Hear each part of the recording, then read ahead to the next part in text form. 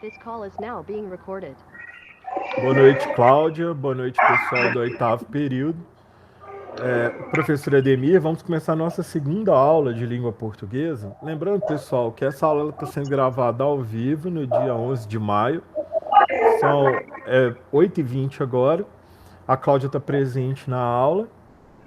E depois que eu realizar, depois dessa aula, eu vou disponibilizar o vídeo no canal do YouTube, porque pessoal que não tem a oportunidade de ver no horário, tá?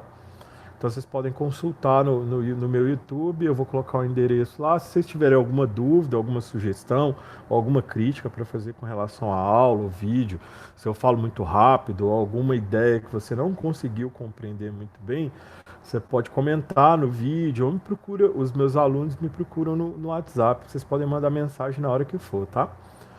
Bom, pessoal, na aula passada eu trabalhei a questão, eu apresentei para vocês qual que ia ser o nosso objeto de trabalho nesse primeiro momento aqui, relativo a técnicas de leitura e interpretação de texto para o oitavo período. E eu, em poucas palavras, eu expliquei para vocês que a gente vai trabalhar com o chamado conhecimento prévio, também chamado em inglês, vem de um termo em inglês que chama background knowledge, que significa a mesma coisa, conhecimento prévio, e o chamado resumo visual do texto, ou infográfico, que nada mais é do que uma técnica de representação visual daquilo que está escrito numa matéria. Porque, por vezes, pessoal, a gente trabalha com uma quantidade muito grande de dados dentro de uma matéria, de um texto, principalmente num texto jornalístico. Então, para ficar mais fácil para que o leitor possa absorver aquela quantidade de informação, o expediente de alguns tipos de textos, principalmente textos informativos e noticiosos, como texto de jornal, de revista, é se utilizar daquilo que a gente chama de infográfico, tá?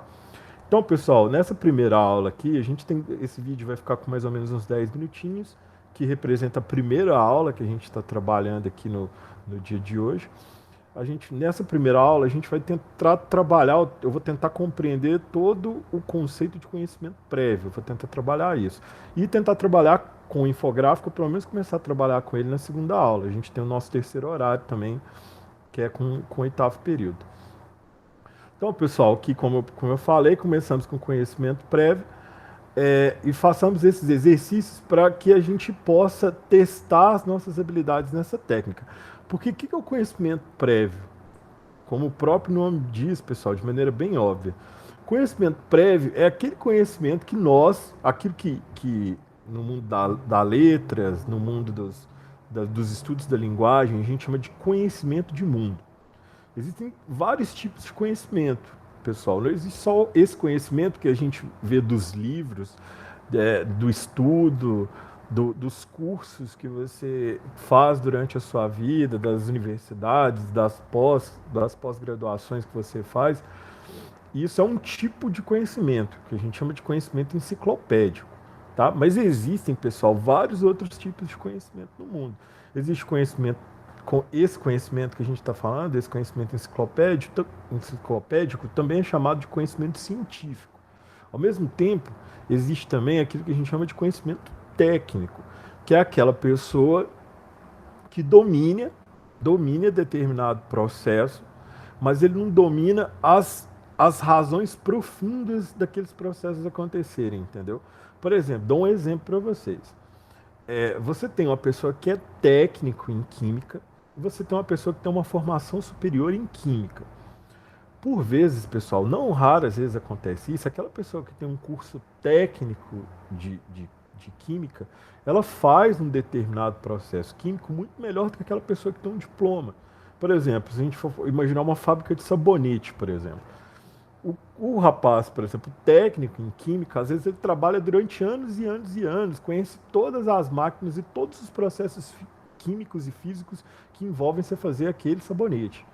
Mas o que acontece, pessoal? Ele aprende a fazer esses processos de forma tão eficiente, de forma tão efetiva, justamente porque ele faz esses movimentos, ele produz esse conhecimento diariamente, sempre o mesmo conhecimento. É como se a perfeição do processo que ele realiza deriva da quantidade de vezes que ele faz aquele processo. Se você faz aquilo todo dia, várias vezes durante o dia, você costuma dominar aquelas etapas do processo mais do que às vezes do que a pessoa que tem um diploma. Agora, isso é o que a gente chama de conhecimento técnico. Agora, o conhecimento enciclopédico, o conhecimento teórico, o conhecimento científico, que, por exemplo, uma pessoa com curso superior tem, é saber, por exemplo, que se ele misturar um determinado produto que aquela fábrica de sabonetes nunca usou na vida, ele vai conseguir produzir um aroma ou um sabonete totalmente diferente do que aquele que é produzido pela empresa. Pode dar errado? Pode dar errado. Mas é justamente esse conhecimento dessas razões teóricas e dessas suposições é que faz com que esse conhecimento enciclopédico ele seja tão valioso ou seja um conhecimento diferente do que aquele que é produzido pela técnica da pessoa que faz ou realiza determinada ação várias vezes ao dia durante todos os dias. Entendeu? Então, além desses conhecimentos, a gente tem vários outros, pessoal. A gente tem o conhecimento relativo à terra, por exemplo. Vários de nós temos parentes, avós e pais que possuem conhecimentos que não são conhecimentos adquiridos na academia, que não são conhecimentos adquiridos em livros, mas são conhecimentos da prática diária. Por exemplo, meu pai é produtor rural. A vida dele foi dividida em duas partes. Ele teve essa vida, ele fez faculdade, ele teve esse conhecimento científico, e depois de um tempo ele resolveu abandonar a vida na cidade. Ele vendeu uma casa que a gente tinha, comprou um sítio e foi para lá, sem família, sem os filhos, sem a esposa, sem a minha mãe. Foi morar lá sozinho. Abandonou praticamente a vida em coletividade. E meu pai, com o tempo, o conhecimento científico que meu pai tinha, da profissão que ele tinha, ele trabalhava na UFO, esse conhecimento científico que ele tinha foi se tornando cada vez mais necessário para a vida prática que ele tem no campo, entendeu? Então, por exemplo, hoje meu pai, ele detém determinados conhecimentos que são de ordem prática, que são muito mais valiosos para ele. Por exemplo, ele consegue olhar o tipo de nuvem e de que local que ela vem, por exemplo, da serra, onde fica a terra dele, e ele consegue saber se vai chover, quanto tempo vai chover, se determinada chuva é perigosa para os bichos que ele tem lá ou não. Esse é um outro tipo de conhecimento, o conhecimento da terra, o conhecimento do céu, o conhecimento das chuvas, entendeu? Todos esses conhecimentos que não envolvem o conhecimento enciclopédico são chamados, pessoal, de conhecimentos prévios. Entendeu? São conhecimentos em que um leitor de um determinado texto tem antes dele ler aquele texto. Entendeu?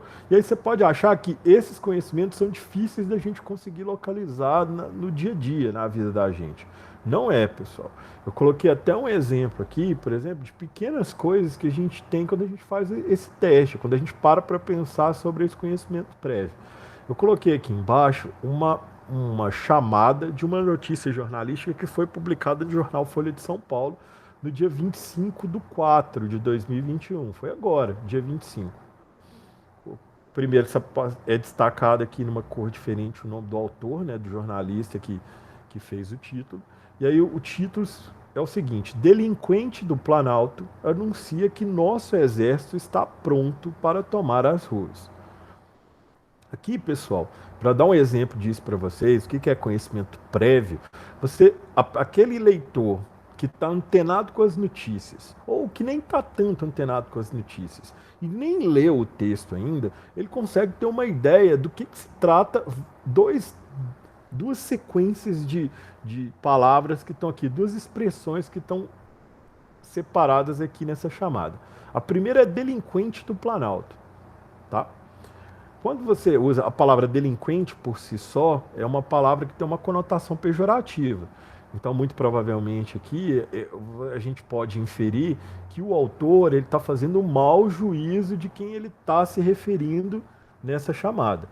Quando você olha o segundo termo aqui, que é essa regência do Planalto, você pensa que Planalto aqui nesse caso, ele está se referindo ao Palácio do Planalto. O Palácio do Planalto, pessoal, é a sede do Poder Executivo Federal no Brasil.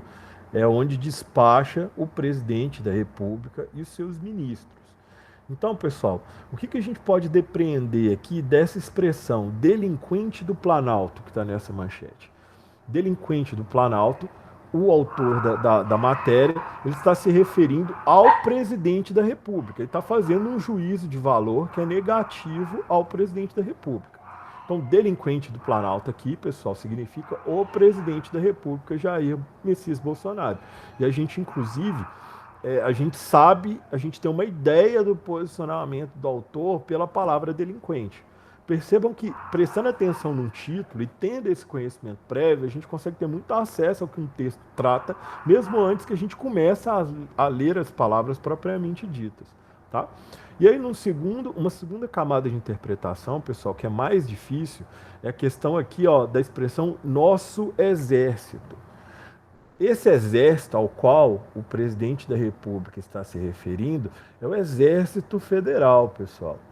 São as 3 forças armadas da República: o Exército, a Marinha e a Aeronáutica. E o que é o elemento? Até aqui, saber o que é o Exército é tranquilo. Mas o exemplo aqui de estranhamento, aqui, a palavra que dá estranhamento para a gente é nosso. Entendeu?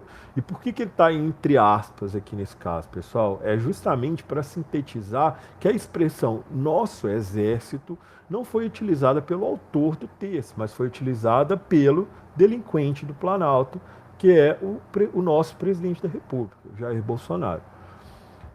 O nosso exército, e aí qual que é a ideia que ele passa aqui, pessoal? A ideia é que o exército é uma força, é um órgão de Estado. Isso é diferente de um órgão de governo. Governos mudam de acordo com o resultado de eleições. O Estado brasileiro, ele permanece. Então a ideia aqui de nosso exército, o autor dá a entender que o presidente da República está efetuando um desvio na finalidade institucional do exército brasileiro.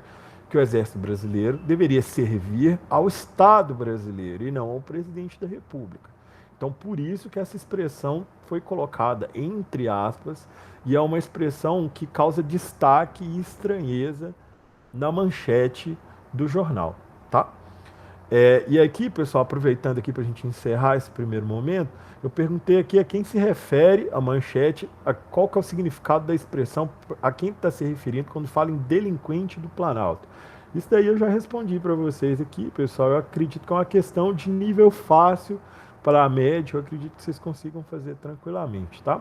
Não se esqueçam que isso aqui é um formulário que está disponível no grupo de vocês, do período de vocês no WhatsApp, e está disponível também no Google Sala de Aula da nossa turma, tá, pessoal? Eu gostaria de agradecer a presença da Cláudia e eu encontro vocês daqui a pouco no terceiro horário para a gente dar continuidade ao nosso bate-papo, tá? Boa noite. Até Boa daqui a noite. pouco. Tá bom.